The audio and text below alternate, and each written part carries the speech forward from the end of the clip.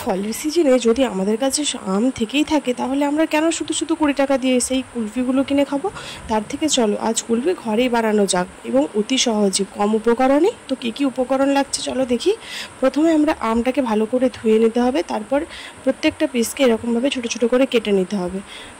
এই গরমে তো আইসক্রিম খেতে সত্যি খুব ভালো লাগে, আর যেহেতু এটা আমের সিজন, কারণ আম চলে গেলে তো আর এই আইসক্রিমটা করা সম্ভব নয়। তো সেই জন্য আজকে তোমাদের এই আইসক্রিমটা আমি তোমাদের সাথে শেয়ার করলাম। তো এই ভিডিওটা দেখে যদি সত্যি ভালো লেগে থাকে তাহলে তোমরা অবশ্যই আম থাকতে থাকতে বাড়িতে ট্রাই করে দেখতে পারো কেমন। তো আমগুলো আমার প্রায় অলরেডি কাটা হয়েই গেছে। তো আমগুলো দেখো কত সুন্দর দেখাচ্ছে এরকমভাবে, খুব লাভলি, আমার তো দেখেই খেতে ইচ্ছে করছিলো। তো তারপর সব পুরোটা কাটা হয়ে যাওয়ার পর তো যেই আমের যে গ্রেভিটা সেটাকে আমরা মিক্সিতে গ্রাইন্ড করে নেব, কারণ যে টুকরো টুকরো আমগুলো আছে সেগুলো তো মুখে বাঁধবে, সেই জন্য মিক্সিতে গ্রাইন্ড করে দিলে সেটা পুরো যখন আমরা ক্রিমটা তৈরি করব তো সেই সময় ওটা সুন্দরভাবে মিক্সড করে যাবে। তো সেই জন্য আমরা প্রথমে আমগুলোকে গ্রাইন্ড করে নিচ্ছি।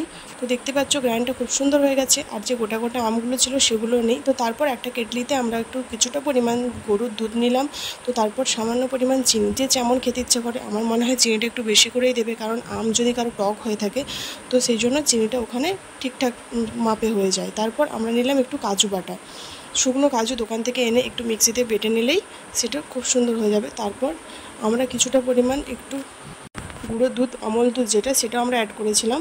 তো তোমরা চাইলে সেটাও অ্যাড করতে পারো যদি টেস্ট বাড়ানোর জন্য।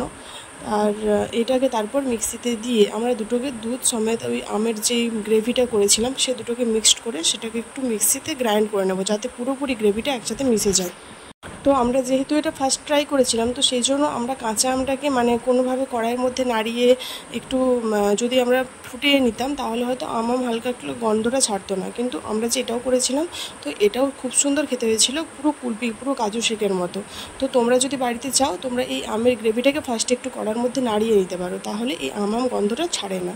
তারপর তোমরা ঠান্ডা করে মিক্সিতে গ্রাইন্ড করতে পারো। তারপর ছোটো ছোটো যে কফি কাপ হয় সেই কফি কাপের মধ্যে নিচে প্রথমে একটু কাজু গুঁড়ো দিয়ে তারপর গ্রেভিটা ঢেলে তার উপরে দুটো কাজু গুঁড়ো ছড়িয়ে একটা কোনো স্টিক ঢুকিয়ে ওগুলোকে ডিপ ফ্রিজের মধ্যে রাখবে হাই ভোল্টেজে।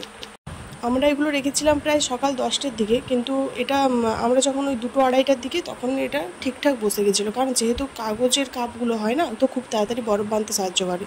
তো সেই জন্য তারপর যখন আমরা বিকেলবেলায় আইসক্রিমটা বের করলাম, ও দেখে তো পুরো জিভে জল আসছিল।